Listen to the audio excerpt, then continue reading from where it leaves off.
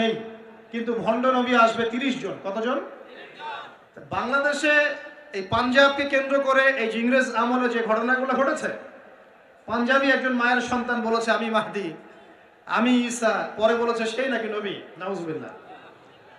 তো এই ঘটনাটাকে আপনারা মনে করেন, বেশিরভাগ মানুষ মনে করেন যে এটা হচ্ছে একটা ধর্মতাত্ত্বিক ইস্যু। আসলে এই বিষয়টা হচ্ছে একটা জিও পলিটিক্যাল ইস্যু, ভূ রাজনৈতিক ইস্যু। এটার মধ্য দিয়ে একটা পলিটিক্স চলছে, সূক্ষ্ম পলিটিক্স। কেন একটা মানুষ এই দাবি করার সাহস পাবে একটা মুসলিম উম্মার মধ্যে, একটা মুসলিম সমাজের মধ্যে এরকম দাবি করার সাহস পাবে কিভাবে? একটা এলাকায় মনে করেন সবাই খাস পর্দা করে, ওখানে একটা মেয়ে কি একদম বিকিনি পরে বের হওয়ার সাহস পাবে?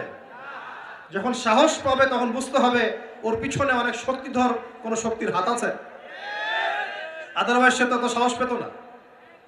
বুঝতে পারছেন না কথা? এখানে মনে করে কেউই মাদক সেবন করে না, সবাই মাশাআল্লাহ মুত্তাকি মানুষ, এবং ওপেনে একজন মানুষ মদের বোতল করে মদ খাওয়া শুরু করে। এই সাহসটা যে পেল, নিশ্চয়ই এর পিছনে কোনো শক্তি আছে, হয় শয়তানি আছে, অথবা না হয় তার কোনো ইকোনমিক পাওয়ার আছে, না হলে কোনো জিও পলিটিক্যাল শক্তি আছে। এই ইস্যুটা শুধুমাত্র ধর্মতাত্ত্বিক ইস্যু নয়, এর পিছনে একটা পুরো ভূ রাজনৈতিক ইস্যু আছে। এটা বুঝবে কারা? যারা খিদির, যারা শেষ জামানার খিদির, যারা শুধু বাইরের চোখ দিয়ে দেখে না, যারা ভিতরের চোখ দিয়ে দেখতে পারে।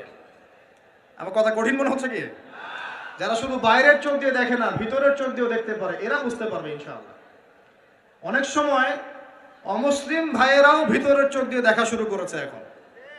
হ্যাঁ, কোন কোন ক্ষেত্রে মুসলিমরাই ভিতরের চোখ দিয়ে দেখতে পাচ্ছে না, অমুসলিমরা দেখতে পাচ্ছে। কারণ আমাদের ভেতরটা তো এখন মানে করাপ্টেড হয়ে গেছে। অহংকার, রিয়া, গীবত, তমত, হিংসা, বিদ্বেষ, আমাদের কলব তো মরে শেষ। কলব মরে গেলে ভিতরের চোখ দিয়ে আমরা দেখবো কিভাবে? আল্লাহ রাব্বুল আলামিন আমাদের সবাইকে ভিতরের চোখ জিন্দা করার তৌফিক দান করুন।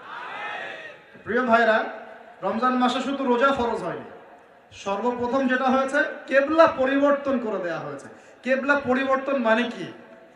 কেবলা পরিবর্তন মানে হচ্ছে একটা নতুন জাতিগত উত্থান, বলি আল্লাহু আকবার। এরপরে আমরা আর পিছনে ফিরে তাকাই নাই, আমরা আমাদের গতিতে এগিয়ে গেছি। মাত্র 10 থেকে 12 বছরের মধ্যেই, 12 বছর না, মাত্র 8 থেকে 10 বছরের মধ্যেই যেই মক্কা থেকে আমরা বিতাড়িত হয়ে মদিনায় গিয়েছিলাম, সেই মক্কা আবার দখল করেছি আলহামদুলিল্লাহ। শুধু সেই মক্কাই নয়, ওই মক্কা থেকে আমরা প্রায় অর্ধেক বিশ্ব শাসন করেছি আলহামদুলিল্লাহ। কেবলা পরিবর্তন মানে নতুন এক জাতির উত্থান। আমরা কি রমজানে জাতিগত উত্থান দেখতে পারবো ইনশাআল্লাহ? তো একটা জাতি কখন উন্নতি করবে? যখন জাতির জনগণ ভিতর থেকে মুত্তাকি হবে, আমরা ভিতর থেকে নামাজি হব, আল্লাহওয়ালা হব, আমানতদার হব, সৎ হব, আমরা হারাম ছেড়ে দিব, দুর্নীতি ছেড়ে দিব, অন্যের ক্ষতি করব না, একটা সম্প্রীতির সমাজ করব, তখন না আমরা ইনশাআল্লাহ উত্থান করব, নাকি ভাই? যদি আমরা একে অপরের সাথে হানাহানি, মারামারি, কাটাকাটি করি, হিংসা, বিদ্বেষ, গীবত, তহমত, হারাম খাই, মাপে কম দেই, দুর্নীতি করি, অন্যের ক্ষতি করি, হ্যাঁ, হত্যা, রাহাজানি, ছিনতাই, এগুলোতে লিপ্ত থাকি, এই জাতিকে উন্নতি করতে পারবে ভাই? সবচেয়ে বড় কথা, যদি আমরা জ্ঞান অর্জন না করি, আমরা কি উন্নতি করতে পারবো? শুধু কি অর্থ দিয়ে উন্নতি করা যায়? উন্নতির মানদণ্ড কি বলেন তো? জ্ঞান। জ্ঞান। উন্নতির মানদণ্ড কি? জ্ঞান। জ্ঞান ছাড়া উন্নতি নাই। শুধু টাকা দিয়ে উন্নতি করা যায়? যায় না। আল্লাহ রাব্বুল আলামিন আমাদের সবাইকে দ্বীনের জ্ঞান অর্জন করার তৌফিক দান করুন। রমজানের প্রথম কি পেয়েছেন? কেবলা পরিবর্তন। এবার রমজানের সওমকে ফরজ করা হয়েছে, পুরো মাস সওম রাখবেন। আল্লাহু আকবার। পুরো মাস। এবং এই মাসে আল্লাহ রাব্বুল আলামিন আরেকটা জিনিস মুসলিমদেরকে দিয়েছিলেন, সেটা হলো, খুব খেয়াল করে দেখবেন, এই যে কোরআন খুলবেন, দেখবেন পরপর 3 পৃষ্ঠায় 3টা আয়াত আছে, ব্যাক টু ব্যাক 3 পৃষ্ঠায় 3টা আয়াত। একটা কুতিবা আলাইকুমুল কিসাস, তোমাদের উপর কিসাসকে ফরজ করা হলো। কিসাস কি? ওই যে কেউ হত্যা করলে ইসলামিক কোর্ট তাকে হত্যা করবে, কেউ কারো চোখ তুলে ফেলেছে, ইসলামিক কোর্ট তারও চোখ তুলে ফেলবে, কেউ কারো হাত কেটেছে, ইসলামিক কোর্ট তারও হাত কেটে বদলে চোখ, হাতের বদলে হাত, জানের বদলে জান, এটাকে বলা হয় কি? কিসাস। দেখবেন কোরআনে সূরা বাকারায় পরপর 3 পৃষ্ঠায় 3টা কুতিবা আলাইকুম আছে, 3 পৃষ্ঠায় 3টা কুতিবা আলাইকুম মানে ফরজ করা হলো। এক কুতিবা আলাইকুমুল কিসাস, তোমাদের উপর কিসাসকে ফরজ করা হলো। আর আল্লাহ পাক বলছেন, তোমরা যদি এই কিসাসটা করতে থাকো, এর মধ্যে জীবন নিহিত আছে, তোমরা বুঝতে পারছো না। কারণ একজন খুনি মানুষকে আপনি যদি এক্সেস দেন সমাজে চলার, ও আরো 10টা খুন করবে, করবে কিনা? যখন ওকে বিচারের আওতায় নিয়ে আসবেন দেখবেন সব ঠান্ডা হয়ে গেছে। অতএব কেসাসের মধ্যে কি আছে? জীবন আছে, জীবন আছে এর মধ্যে। তার পরের পৃষ্ঠায় গিয়ে দেখবেন কুতিবা আলাইকুমুস সিয়াম, তোমাদের উপর রমজান মাসে রোজাকে ফরজ করা হলো। কামা কুতিবা আলাল্লাযীনা মিন ক্বাবলিকুম, যেমন করে তোমাদের পূর্ববর্তীদের উপরেও রোজাকে ফরজ করা হয়েছিল, লাআল্লাকুম তাত্তাকুন, যাতে তোমরা মুত্তাকি হতে পারো। রমজানের সওমের উদ্দেশ্য কি তাহলে? মুত্তাকি হওয়া, আল্লাহ ভীরুতা অর্জন করতে পারো, এটা উদ্দেশ্য। ঠিক তার পরের পৃষ্ঠায় গিয়ে দেখবেন কুতিবা আলাইকুমুল কিতাল আছে, তোমাদের উপরে যুদ্ধকে ফরজ করা হয়েছে, এটাও আছে দেখবেন। ঠিক এই কারণেই রমজান মাসে বদরের যুদ্ধ সংগঠিত হয়েছে, বলেন আল্লাহু আকবার। এই যে দ্বিতীয় হিজরি কথা বলছি, এই দ্বিতীয় হিজরিতেই কেবলা চেঞ্জ করা হয়েছে, দ্বিতীয় হিজরিতেই রমজানের সওম ফরজ করা হয়েছে, দ্বিতীয় হিজরিতেই বদরের যুদ্ধও হয়েছে। সুবহানাল্লাহ, তিনটার মধ্যে মিল পাচ্ছেন? এই তিনটাই কোরআনের পরপর 3 পৃষ্ঠা আছে। কুতিবা আলাইকুমুল কিসাস, কুতিবা আলাইকুমুস সিয়াম, কুতিবা আলাইকুমুল কিতাল, এটার মধ্যে একটা মিল আছে না? তার মানে রমজান মাস আমাদেরকে শেখাবে একটা জাতিগত ঐক্য, রমজান মাস শেখাবে কোরআনকে সময় দেয়া, কোরআনের হক আদায় করা, রমজান মাস শেখাবে আমাদেরকে অন্যায়ের বিরুদ্ধে প্রতিবাদ করা। কারণ এখানে আবু জেহেল অন্যায় করেছিল না, নাকি মুসলিম অন্যায় করেছে? আবু জেহেলের বাহিনী ছিল বদর যুদ্ধে এই প্রান্তে, আর মুসলিম বাহিনী এই প্রান্তে। এই দুই প্রান্তের বাহিনীর মধ্যে কারা অন্যায় করেছিল? কারা জালেম? আবু জেহেলদের বাহিনী জালেম নয়। তো রমজান মাস কি চেতনা নিয়ে আসলো? জালেমের বিরুদ্ধে দাঁড়িয়ে যাওয়ার চেতনা নিয়ে আসলো। কথা কি বুঝতে পারছেন? এখন আমরা কিন্তু ব্যক্তিগতভাবে আগে সবাই জালেম হয়ে গেছে, তাই না? আমরা সবাই জালেম না? সবাই আমরা দোয়া করি কি, রব্বানা যালামনা আনফুসানা, আল্লাহ আমরা আমাদের নফসের উপর জুলুম করেছি। নামাজে কি পড়ি? আল্লাহুম্মা ইন্নী যালামতু নাফসি, আল্লাহ আমি আমার নফসের উপর জুলুম করেছি। তার মানে প্রথম আমি নিজেই তো জালেম, আমি আপনি আমরা সবাই জালেম, আমরা সবাই নিজেদের নফসের উপর জুলুম করেছি। নামাজ পড়ি নাই, যাকাত দেই নাই, দান সদকা করি না, কোরআন তেলাওয়াত করি না, তাসবিহ তাহলিল করি না, পর্দা করি না, হালাল খাই না, অন্যের ক্ষতি করি, সুদ খাই, ঘুষ খাই, জেনা করি, হ্যাঁ মিথ্যা কথা বলি, গীবত করি, কত অন্যায় পাপে লিপ্ত আছে। আমরা কি জুলুম করি নাই? তাহলে রমজান মাসের চেতনা হবে নিজের উপর আগে কাজ করা, নিজের নফসের উপর কাজ করা, নিজে যদি জালেম হয়ে থাকে এই জুলুম থেকে নিজেকে বের করে নিয়ে আসা। তাহলে প্রথম শিক্ষা কি ভাই? আগে আমরা নিজের নফসের উপর দেখব আমরা কি জুলুম করেছি নিজের নফসের উপরে। রমজান জালেমের বিরুদ্ধে দাঁড়ানোর মাস, আর সর্বপ্রথম জুলুম করেছে আমি আমার নফসের উপরে। আল্লাহ আমাদেরকে নফসকে সংশোধন করার তৌফিক দান করুন। এরপর দেখব পরিবারে জুলুম আছে কিনা, পরিবারে আল্লাহ এবং রাসূলের বিধানের এগেইনস্টে আমরা কেউ চলি কিনা। যদি চলে এখানে সংশোধন করতে হবে, রমজান মাস এই শিক্ষা দিবে। এরপর দেখব আমার সেক্টর, আমি যেখানে কাজ করি, আমার সমাজ, আমার সংগঠন, আমার অমুক, আমার তমুক, এখানে জুলুম আছে কিনা। এখানে জুলুম থাকে রমজান মাসে, এই জুলুমের এগেইনস্টে আমাকে দাঁড়াতে হবে। এভাবে আস্তে আস্তে যত বড় পর্যায়ে যাবেন রমজান তত বড় শিক্ষা দিবে ইনশাআল্লাহ। তো রমজান কয়টা জিনিস দিয়েছে ভাই? প্রথমে 3টা। 1 কেবলা পরিবর্তন, একটা জাতিগত উত্থান। 2 কোরআন নাজিল হয়েছে এই মাসে। 3 এই মাসে আবার বদর যুদ্ধ হয়েছে। 3টা জিনিস। দেখুন আমরা একটু এবার চলে যাব সূরা কদর। সূরা কদরে কোন সূরা ভাই? আল্লাহ পাক বলেন ইন্না আনজালনাহু ফি লাইলাতিল কদর, নিঃসন্দেহে আমি কোরআনকে নাজিল করেছি কদরের রাতে। কোন রাতে? ওয়া মা আদরাকা মা লাইলাতুল কদর, হে নবী মুহাম্মদ সাল্লাল্লাহু আলাইহি ওয়াসাল্লাম আপনি কি জানেন কদরের রাত কি?